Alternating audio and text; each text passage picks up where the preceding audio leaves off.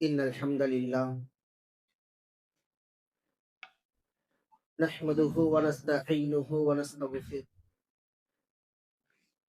ونؤمن به ونتوكل عليه ونعوذ بالله من شرور أنفسنا ومن سيئات أعمالنا من يهده الله فلا مضل له ومن يضلل فلا هادي له ونشهد أن لا إله إلا الله ونشهد أن محمدا عبده ورسوله أما بعد أرسله بالحق بشيرا ونذيرا وداعيا إلى الله بإذنه وسراجا منيرا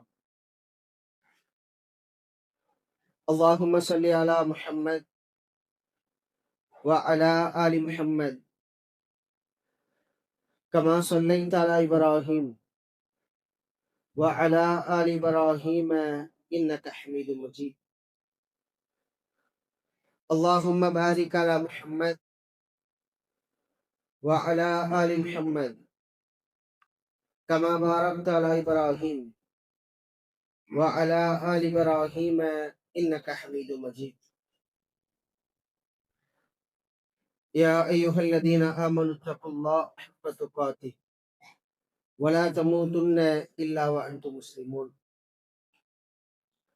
يا أيها الناس اتقوا ربكم الذي خلقكم من نفس واحدة وخلق منها زوجها وبث منهما رجالا كثيرا ونساء واتقوا الله الذي تساءلون به والأرحام إن الله كان عليكم رقيبا يا أيها الذين آمنوا اتقوا الله وقولوا قولا سديدا يصلح لكم أعمالكم ويغفر لكم ذنوبكم ومن يطع الله ورسوله فقد فاز فوزا عظيما يا أيها الإخوة في الله أوصيكم وإياي أولا بتقوى الله وقال نبينا صلى الله عليه وسلم فإن أصدق الحديث كتاب الله وخير الهدي هدي محمد صلى الله عليه وسلم وشر الأمور محدثاتها وكل محدثة بدعة وكل بدعة ضلالة وكل ضلالة في النار. கொஞ்சம் முன்னாடி வாங்க.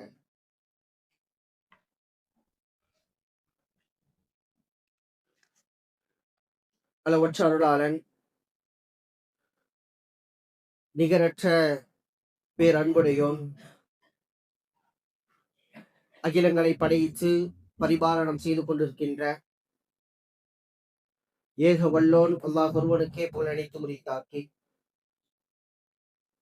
அவனின் சலாத்தும் சலாமும் அன்பும் கிருபையும் ஈர் உலகத்தின் இறுதி தூதர்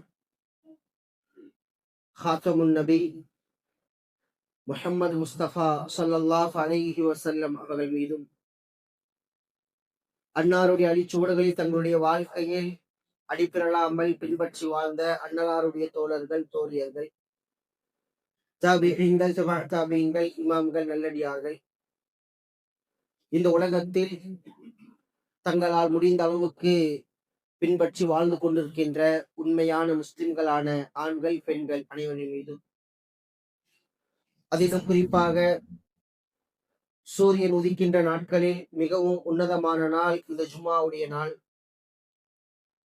இந்த நாளில் படைத்தவன் நம் மீது கடமையாக்கிய இந்த ஜும்மா என்கின்ற வணக்கத்தை நிறைவு செய்வதற்காக இஸ்லாமிய முறைப்படி காட்டி தந்த அடிப்படையில் வந்து அமர்ந்திருக்கின்ற நம் அனைவர்கள் மீதும் அல்லாஹ்வுடைய சாந்தியும் சமாதானமும் என்றென்றும் நிலவட்டுமாக. அன்புள்ள அல்லாஹ்வின் நல்லடியார்களே, சகோதர சகோதரிகளே, நாம் எந்த எண்ணத்தில் எந்த நோக்கத்தில் இங்கே ஒன்று கூடி இருக்கின்றோமோ,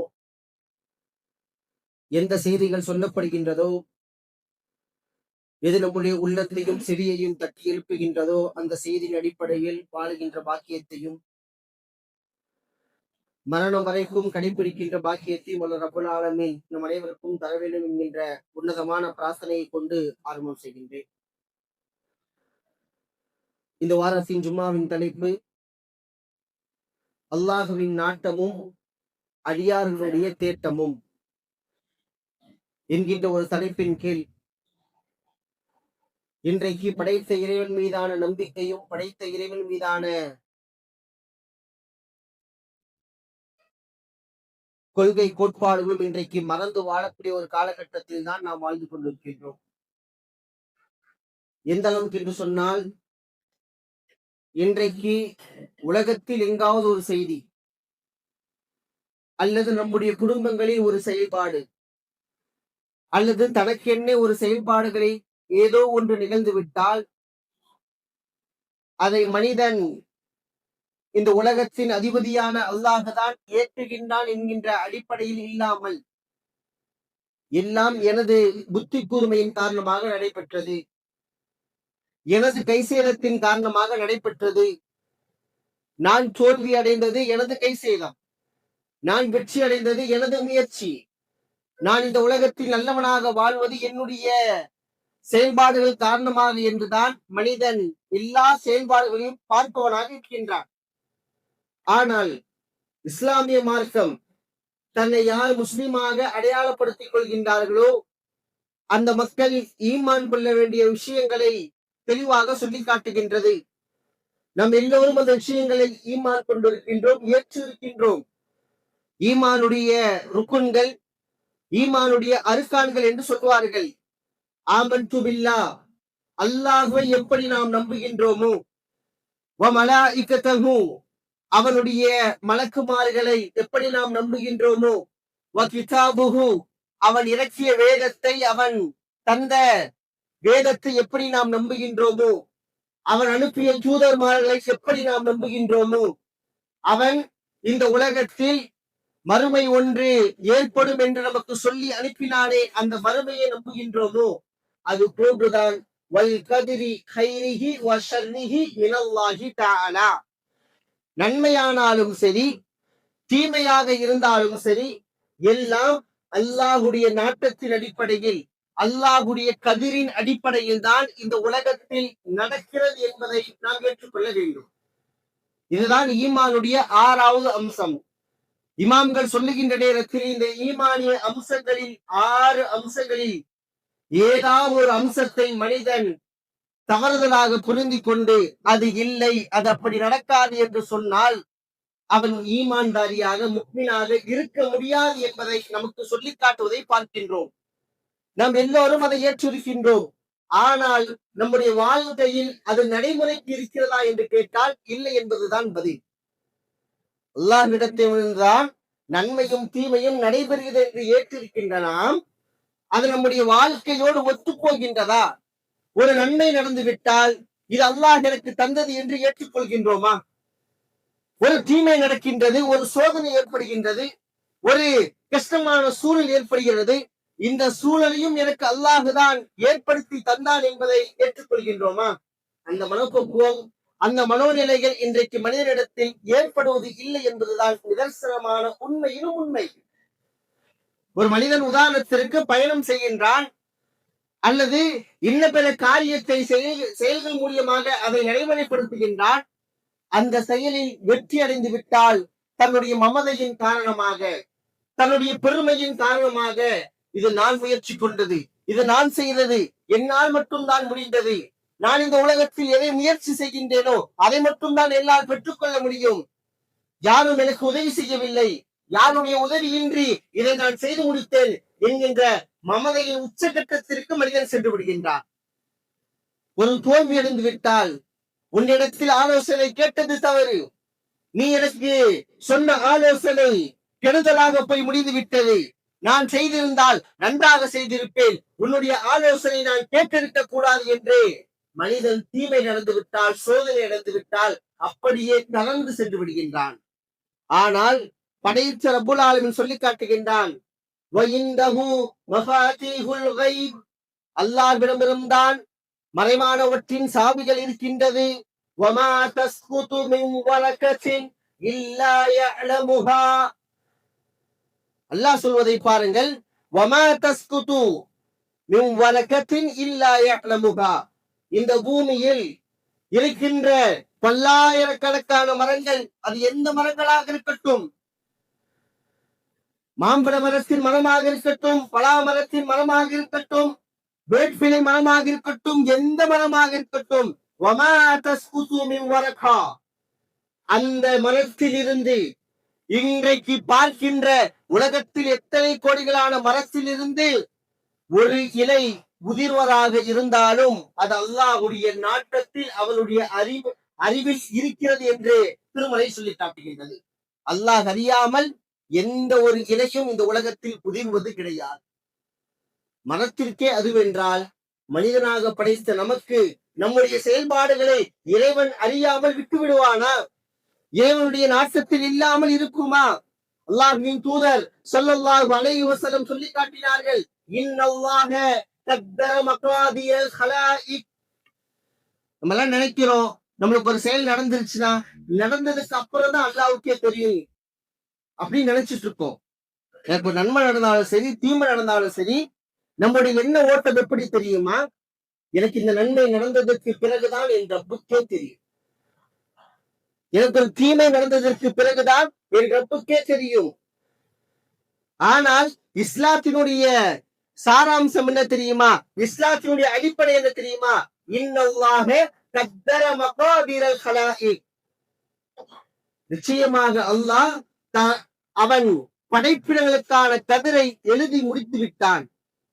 நேற்றைக்கு எழுதியதல்ல, நாளைக்கு எழுத போவதல்ல, இன்றைக்கு இந்த நேரத்தில் எழுதியதல்ல. இந்த வானமும் இந்த பூமியும் படைக்கப்படுவதற்கு 50,000 ஆண்டுகளுக்கு முன்னால் 50,000 ஆண்டுகளுக்கு முன்னால் அல்லாஹ் எல்லா விதியையும் எழுதி முடித்து விட்டான். இந்த கலாக்கதரை குறித்து பேசுகின்ற நேரத்தில் ஒரு மனிதன் 4 விடயங்களை தன்னுடைய மனதில் ஆழமாக பதிந்து கொள்ள வேண்டும். இது இருந்துச்சுன்னா நம்முடைய வாயிலிருந்து வருகிற வார்த்தைகள் அது தவறாக வராது.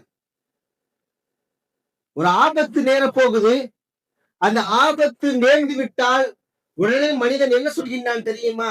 நான் கொஞ்சம் பார்த்து வந்திருக்கலாம், நான் கொஞ்சம் லேட்டா வந்திருக்கலாம். அந்த ஆபத்து நடக்கலனா, அப்பா நான் வந்ததுதான் கரெக்ட், நான் வந்த இந்த ஸ்பீடு தான் கரெக்ட். நீங்க 50ல போய் உங்களுக்கு விபத்து ஏற்பட வேண்டும் என்று ரப்புடைய நாட்டத்தில் இருந்தால் கண்டிப்பாக நடந்துதான் தீரும். இன்னைக்கு நடந்து போறவங்களுக்கு விபத்து ஏற்படுறது கிடையாதா? நம்ம என்ன நினைக்கிறோம், வாகனத்துல போனா விபத்து ஏற்படும், வாகனத்துல போகும்போது ஸ்பீடா போனாதான் விபத்து ஏற்படும். இன்னைக்கு நடந்து போறவங்களுக்கு விபத்து ஏற்படுது, காலில் அடிப்படுது, அவங்களுக்கு நோய் வருகிறது, அவங்களுக்கு ஏதோ ஒன்று நடைபெறுகிறது. இதுக்கெல்லாம் யார் காரணம்?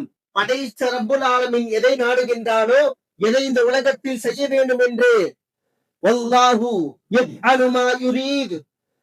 அல்லாஹ் என்ன செய்ய நாடுகின்றானோ அதை மட்டும் தான் செய்வான். நாம் எல்லோரும் கேட்ட வசனம் ஃபஅலுல் லிமா யுரீத். அவன் எதை நாடுகின்றானோ அதை அவன் செய்யக்கூடிய சக்தியை கொண்டிருக்கின்றான். இறைவன் திருமறையில் சொல்வதை பாருங்கள், அல்லாஹு காலிகு குல்ல ஷைஇன், அல்லாஹு காலிகு குல்லி ஷைஇன். அல்லாஹ் எல்லாவற்றையும் அவன்தான் படைத்தான். வஹுவ அலா குல்லி ஷைஇன் வக்கீல், வஹுவ அலா குல்லி ஷைஇன் வக்கீல். அல்லாஹ் தான் எல்லாவற்றுக்கும் பொறுப்பாளி. அல்லாஹ் யார்? எல்லாவற்றுக்குமான பொறுப்பாளி. லஹு மகாலிது ஸமாவாத்தி வல் அர்த்.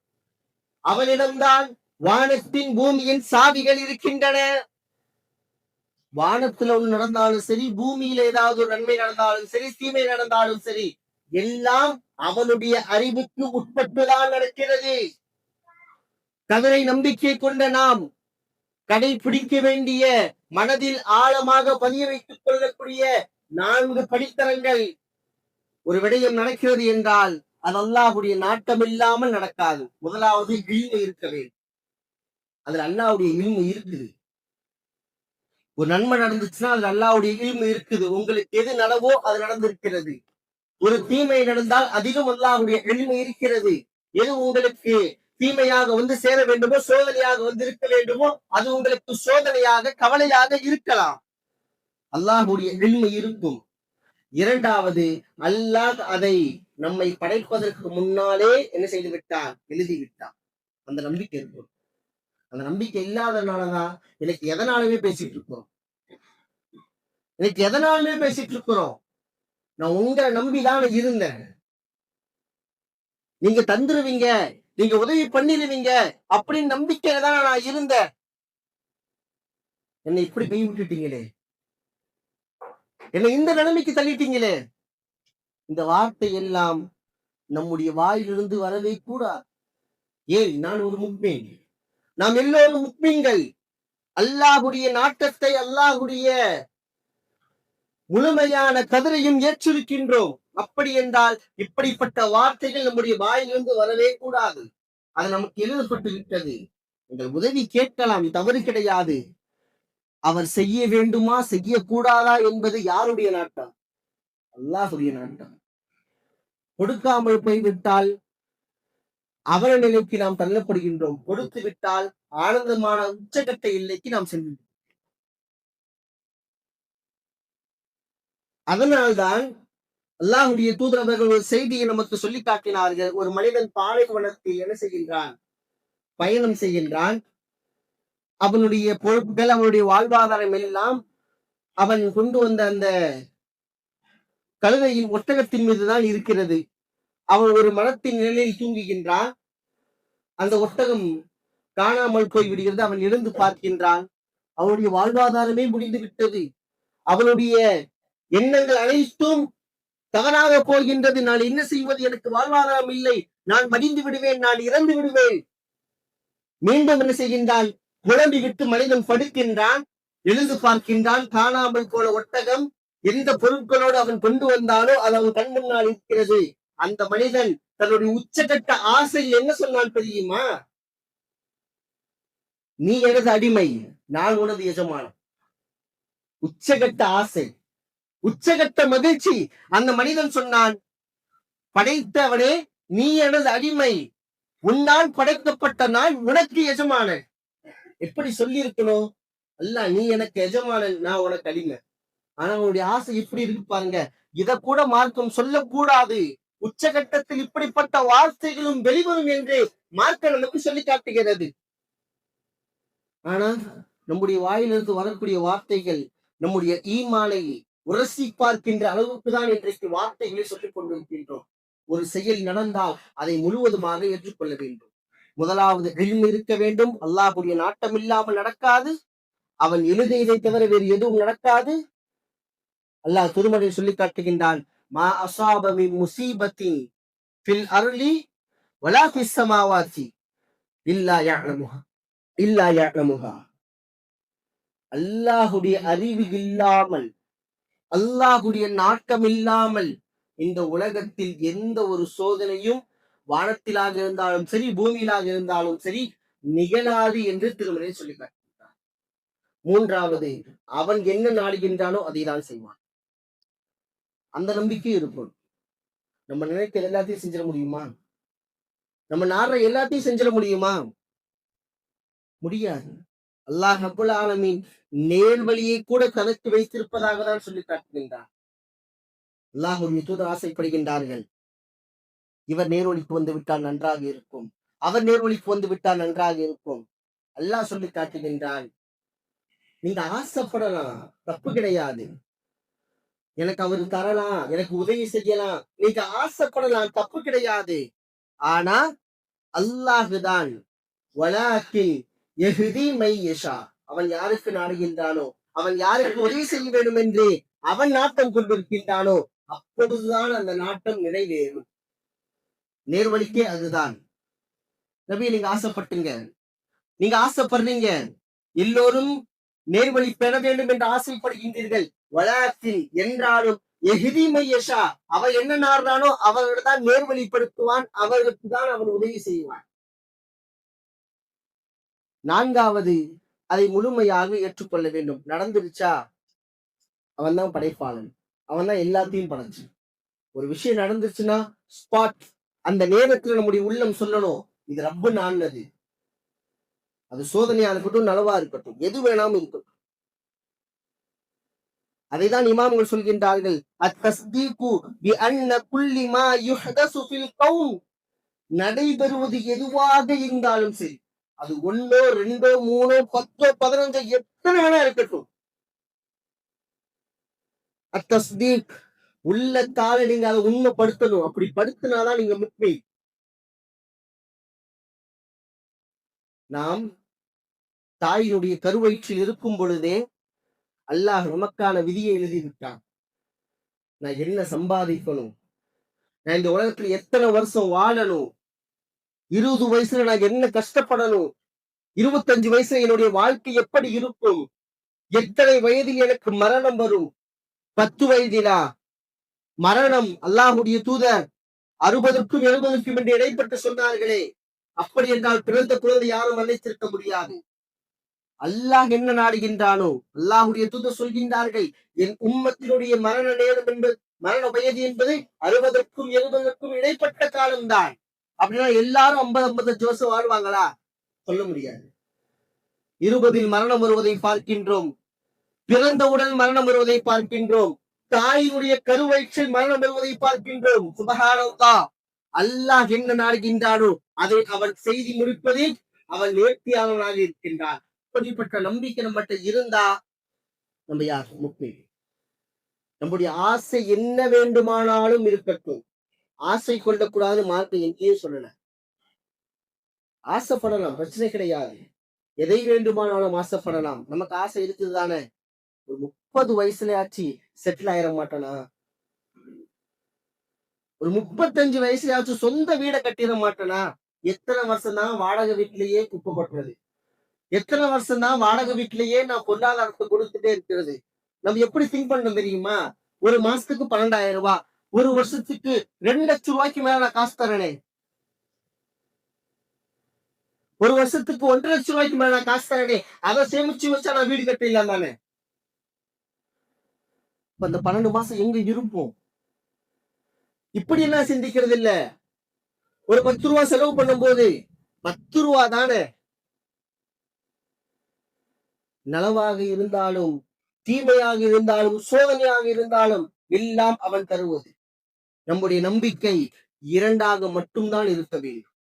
அந்த மனாசீபுகளை நம்முடைய உள்ளத்தில் ஆழமாக பதிந்து கொள்ள வேண்டும்.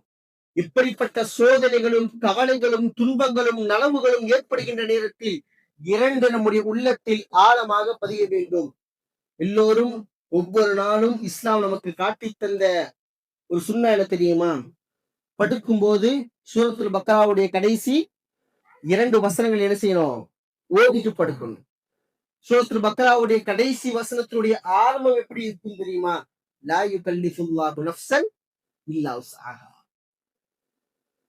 இந்த நம்பிக்கை இருக்கணும். என் ரப்பு எனக்கு ஒரு நலவு நாடுறானா, என் சக்திக்கு உட்பட்டதை தவிர எனக்கு எதையும் நாட மாட்டான். எனக்கு ஒரு தீமை நடக்குதுன்னா என் சக்திக்கு உட்பட்டு என் ரப்பு எதையும் எனக்கு நாட மாட்டான். 2 பேர் இருக்கும். எனக்கு என்ன தேவையோ அந்த நலவு அல்லாஹ் ரப்புல் ஆலமீன் கரெக்டா தந்துட்டு இருப்பான். அந்த தரந்த ஒரு சோதனை வந்துருச்சுன்னா அல்லாஹ் என்னுடைய சக்திக்கு உட்பட்டு தான் அதை தந்திருக்கின்றான். லா யுகல்லிஃபுல்லாஹு நஃப்ஸன் இல்லா உஸ்ஆஹா. இந்த நம்பிக்கை இருக்கணும். 2வது, குல் நபியே நீங்கள் சொல்லுங்கள், லை யுஸீபனா இல்லா மா கதபல்லாஹு லனா. அல்லாஹ் எங்களுக்கு என்ன நாடி இருக்கிறானோ அதை தவிர வேறு எதுவும் எங்களுக்கு வந்து சேராது. எவ்வளவு வேணா முட்டி மோதுக, தப்பு கிடையாது. எனக்கான ரிஸ்க்கு கரும் பாறைக்குள் இருந்தாலும் வந்து சேரும். நம்மளுக்கு உடல் நலம் சரியில்லாம போகுதா, ஒரு மாசத்துல என்னைக்காச்சும் ஒரு நாள் தலைவலி இல்லாம போதா, காய்ச்சல் இல்லாம போதா, கால்வலி இல்லாம போதா, தலைவலிக்குன்னு சொல்லிட்டு வேலைக்கு லீவ் போடுறோமே, அப்ப அந்த ரிஸ்க தரது யாரு? நான் என்ன முயற்சி பண்ணிட்டேன்? தலைவலிக்குன்னு சொல்லிட்டு சும்மா உறங்கிட்டு தானே இருந்தேன், படுத்துட்டு தானே இருந்தேன், காய்ச்சல் அடிக்குன்னு சும்மா தூங்கிட்டு தானே இருந்தேன். அந்த நாளுக்கான ரிஸ்கை எனக்கு தருபவன் யார்? 30 நாள்ல கரெக்டா 30 நாள் வேலைக்கு போய் சம்பாதிச்சுதான் நம்முடைய குடும்பத்தை ஓட்டிட்டு இருக்கோமா? ஏதோ ஒரு நாள் வேலைக்கு லேட்டா போறோமே, ஏதோ ஒரு நாள் உடம்பு சரியில்லாமல் நோய்வாய்ப்பட்டு படுக்கையில் படுத்து விடுகின்றோமே. 25 வயதில், 30 வயதில், 35 வயதில் படுக்கையாக படுக்கின்ற எத்தனை சகோதரர்களை நாம் பார்க்கின்றோம். 60 வயதில், 55 வருடத்தில் படுக்கையாக கிடந்து வாழ்வாதாரத்தை சுவைத்துக் கொண்டிருக்கின்ற எத்தனை சகோதரர்களை பார்க்கின்றோம். நம்முடைய முயற்சி எங்கெங்க இருக்கு? இதுல நம்ம என்ன முயற்சி பண்ணிட்டோம்?